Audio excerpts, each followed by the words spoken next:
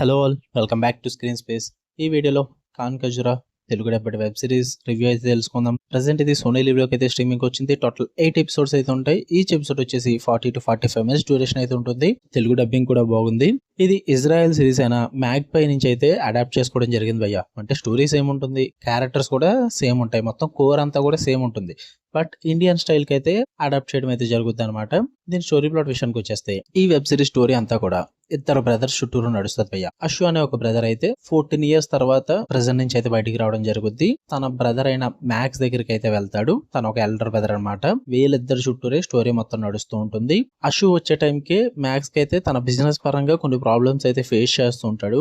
ఆ business problems కి అశు ఏ విధంగా హెల్ప్ చేశాడు, అసలు అశు 14 years జైల్లో ఎందుకు ఉన్నాడు, మరి మ్యాక్స్ ఏం చేశాడు, వీటన్నిటి చుట్టూ నడుస్తుంది అనమాట వెబ్ సిరీస్ అనేది. ఇక ఫుల్ రివ్యూలోకి వెళ్ళిపోయే ముందు మీరు కనుక ఛానల్ కి కొత్తగా వచ్చుంటే welcome to Screen space. Video ఖచ్చితంగా లైక్ చేయండి. థియేట్రికల్ రివ్యూస్ అంటే తెలుగు డబ్బడ్ మూవీ రివ్యూస్ తో పాటు ఓటీటీలో రిలీజ్ అయ్యే other languages movies and web series genuine and quality content కోసం మన ఛానల్ సబ్స్క్రైబ్ చేసుకుని బెల్ ఐకాన్ ఆన్ లో పెట్టుకోండి.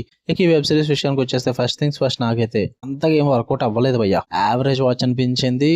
యావరేజ్ కన్నా కొంచెం తక్కువే అనుకోండి, మరి అంత సూపర్ గా ఏం లేదు. పాజిటివ్స్ ఏమైనా ఉన్నాయా అంటే పర్ఫార్మెన్సెస్ అయితే చాలా స్ట్రాంగ్ గా ఉన్నాయి. మెయిన్ గా ఆషు క్యారెక్టర్ లో చేసిన రోషన్ మాథ్యూ పర్ఫార్మెన్స్ అయితే మొత్తం సిరీస్ అంతా కూడా తనే స్టాండ్అవుట్ అవుతాడు.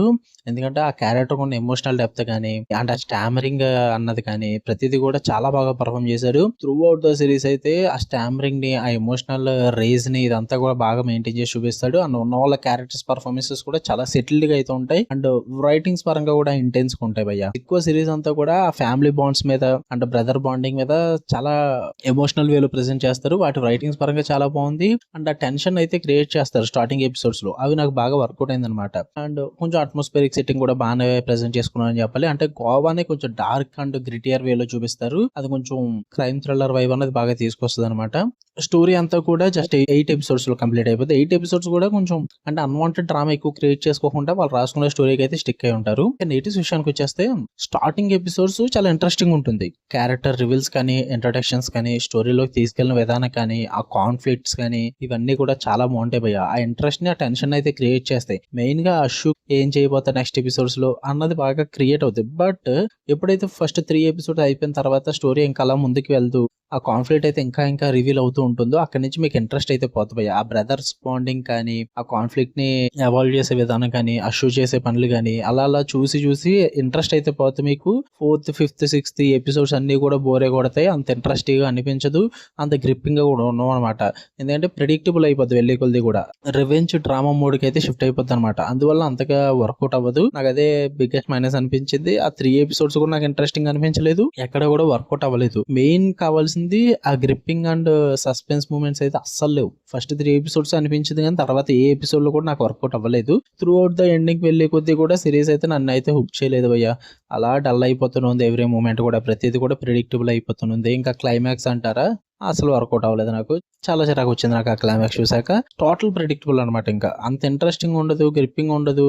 క్లైమాక్స్ అంతా కూడా ముందే గెస్ చేయొచ్చు మీరు, క్లైమాక్స్ ఏం జరగబోతుందని చెప్పేసి మీకు ముందు ఎపిసోడ్ లోనే అర్థమైపోద్ది. అంత ప్రెడిక్టబుల్ గా అనిపించింది.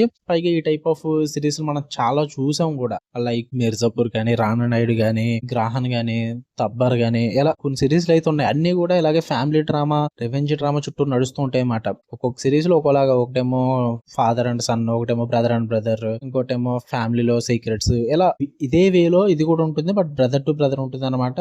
కొంచెం కాన్ఫ్లిక్ట్ చేంజ్ చేస్తారు అంతే. సో అందువల్ల ఇవన్నీ చూడడం వల్ల నాకు ప్రెడిక్టబుల్ గా అనిపించింది మొత్తం అంతా కూడా. అందుకే అంతగా వర్కౌట్ అవ్వలేదు. ఆ ఎపిసోడ్ కి క్లిఫ్ హ్యాంగర్ పెట్టుకుని కొంచెం మంచి స్క్రీన్ ప్లే రాసుకుని రైటింగ్స్ ఇంకా స్ట్రాంగ్ గా ఉన్నట్టు బాగుంది అనిపించింది నాకు. ఆ ఎమోషనల్ పరంగా ఆ బ్రదర్స్ మధ్య ఎమోషనల్ కాన్ఫ్లిక్ట్ కూడా అంతగా సూపర్ గా ఏం అనిపించలేదు. ఆ ఫ్లాష్ బ్యాక్ పర్సన్స్ ఇవన్నీ కూడా నాకు అంత ఇంట్రెస్టింగ్ ఏం అనిపించలేదు. అందుకే నాకు యావరేజ్ కన్నా తక్కువ అనిపించింది భయ్య. మీరు చూద్దాం అనుకుంటే సోనీ లివ్ లో ఉంది, తెలుగు డబ్బింగ్ బాగుంది. ఫ్యామిలీతో నాట్ రికమెండెడ్. కొంచెం అడల్ట్ కంటెంట్ అయితే ఉంది, అక్కడక్కడ న్యూడిటీ అయితే ఉండదు, బట్ అడల్ట్ కంటెంట్ ఉంటుంది, ఇబ్బంది పడతారు. ఓకే, మీకు కనుక రివ్యూస్ చూడడం లైక్ చేయండి, షేర్ చేయండి, మీ ఒపీనియన్స్ కూడా కామెంట్ చేయండి. ఇలానే మరిన్ని interesting movies and web series reviews కోసం బెల్ ఐకాన్ ఆన్ లో పెట్టుకోండి. Love you all, by.